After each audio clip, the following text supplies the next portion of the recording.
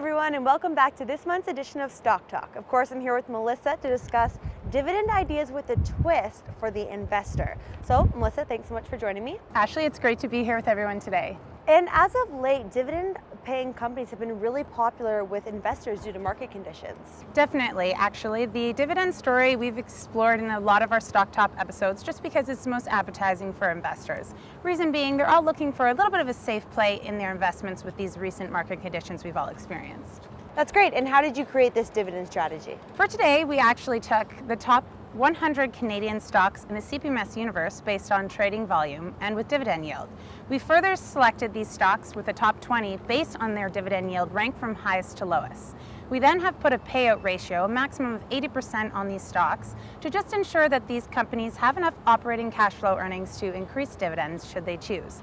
At the end of the day, we have the top high-yielding companies that are the most liquid in the market and have the opportunity to potentially increase dividends for investors.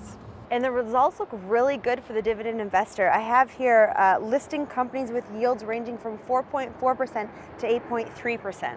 Exactly. I mean, if we just take a quick look at the first two on the list, we can definitely see that we have Bonavista Energy and Penn West Petroleum just coming up in our first and second place, both with 8.14 and 8.07 yields respectively. I mean, that is definitely appetizing for any investor.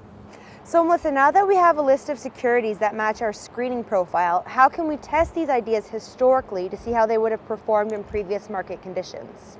Using the CPMS backtest software, we can do a lot of magic when it comes to historical performance. For today, what we'll do is we'll go back to 1986 and test this portfolio, reselecting these top 20 stocks annually and see how their performance panned out over the years.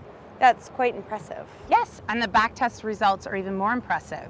Between 1986 and the end of this past July, our strategy would have posted an annual return of 13% compared to the 8.1% return produced by the S&P TSX Total Return Index.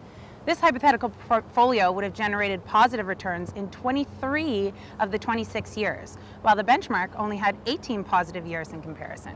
Thanks so much, Melissa. That was great and a ton of ideas for investors. Definitely, and although historical performance can never guarantee future performance, some great stories for the dividend investor today. Great. And of course, Melissa is not providing financial advice. We do encourage you to speak with a financial planner or advisor before selecting stocks. CPMS software is only available to institutional clients and investment advisors, but you can find free stock quotes at the top of morningstar.ca.